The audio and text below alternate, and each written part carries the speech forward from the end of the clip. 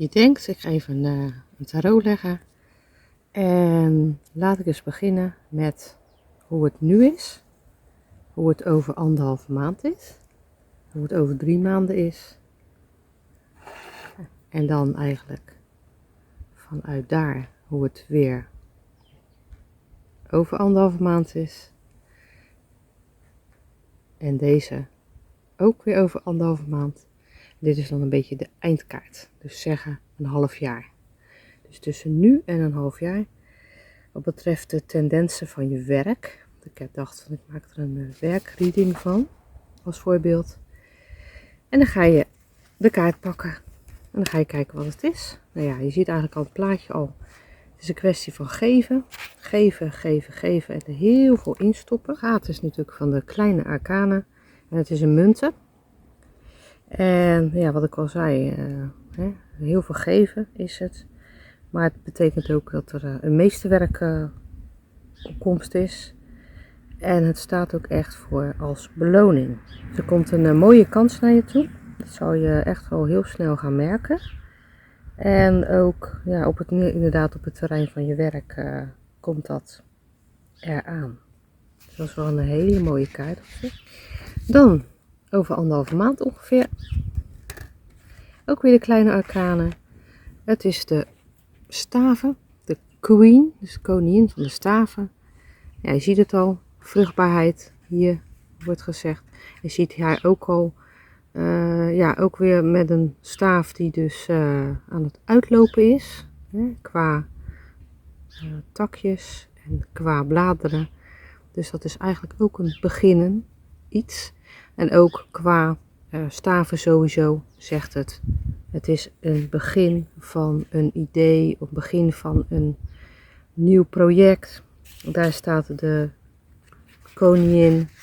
En zeker de staven sowieso, die staat daarvoor. In je werk krijg je inspirerende ideeën. Je wordt je ook bewust van het werk wat je doet. En je raakt ook enthousiast en optimistisch. En je denkt eigenlijk ook wel, ik heb eigenlijk best wel veel te bieden. En misschien meer dan dat je verwacht had. Dus daar ben je aan toe en daar ben je ook echt mee bezig. Dus dat is de koningin van de staven. Ja, als je dan kijkt over 3 maanden. Ook weer de kleine arcanen. En het heeft weer te maken met de munten. En het is munten 7 pentagrammen. En ik vind munten zelf wat duidelijker in de Nederlandse taal, om het zo maar te zeggen. Dus ik spreek gewoon van munten. Dat zie je hier ook, weet je wel. Het kan zijn dat je wel een beetje moe raakt, onderhand. En dat je denkt van, is dit het nou? Ik heb zoveel gedaan en nog steeds zie ik geen resultaat. Dus eigenlijk ben je een beetje alles aan het overdenken. En hij is ook een beetje aan het uitrusten. Van, oké, ga ik maar even uitrusten voordat ik weer verder ga. Hij heeft best wel een stap gezet. En dat is best wel een belangrijke stap geweest. Maar nu is het zaak om nog die andere grote stappen ook nog te zetten. Goed, dus je bent een beetje van oké, aan de ene kant actief, dan weer passief. Omdat je eigenlijk niet weet van, ja, gaat het nog wel iets worden of gaat het niks worden. Dus daar ben je eigenlijk wel, een beetje, daardoor ben je best wel passief en kom je ook eigenlijk niet zoveel tot dingen.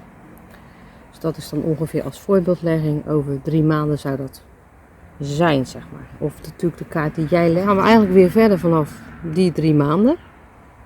Gaan we naar 1,5 maand verder. De duivel. Oké, dat is de grootste arcana. Duivel is wel meestal dat je denkt, nou, die wil ik liever niet in een legging hebben. Maar goed, als deze voorbeeldlegging is die er wel. Dus we gaan kijken en de duivel, dat is kaart nummer 15 van de grote arcana. Goed, je bent bang om je veiligheid te verliezen. Dat was ook wel een beetje hier, sprak dat al uit van...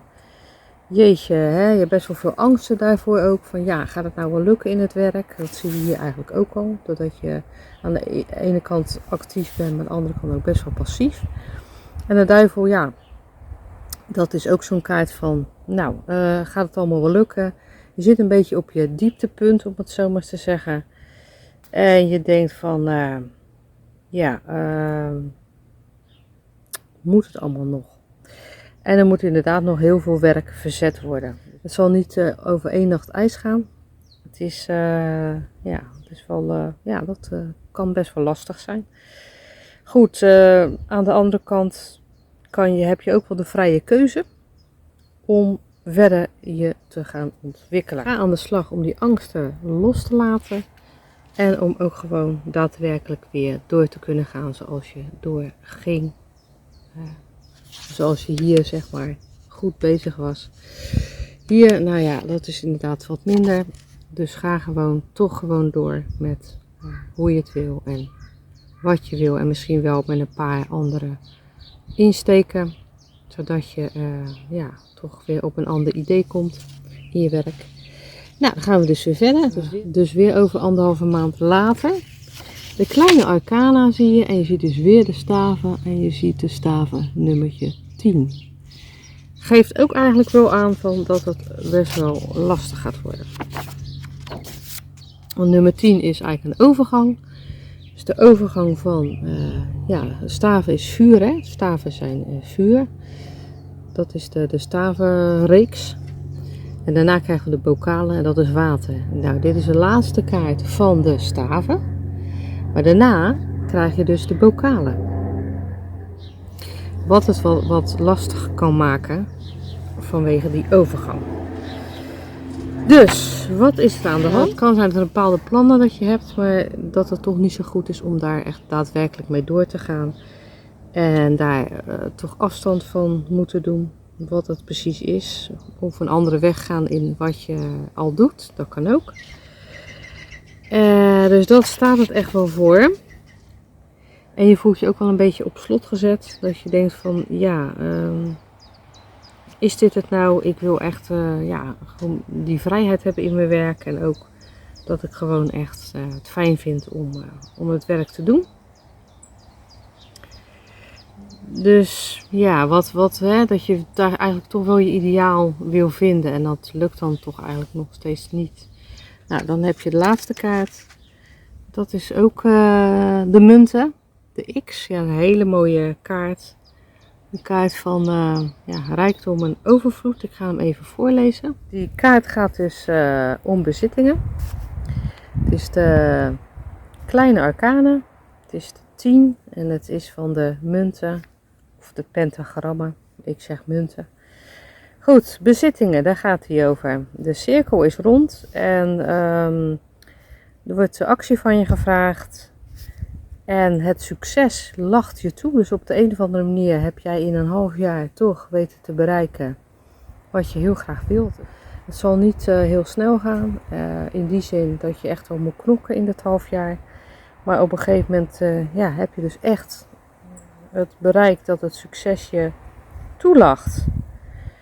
Dus daar staat natuurlijk weer actie tegenover en nieuwe plannen en ideeën. Maar op zich is dat gewoon een hele mooie kaart, de 10 van de munten. Nou, dat was een hele snelle, korte uitleg. Dat je zelfs gewoon met 6 kaarten een beetje zo in de toekomst kan kijken wat er gaat gebeuren. En het is misschien voor jou ook wel een leuk idee om dit te doen. Dus wel handig om te zeggen dat er je een thema aan plakt van werk. En de vraag is, wat brengt de toekomst mij wat betreft mijn werk? Dus dat. Nou, leuk dat je hebt gekeken en tot ziens weer.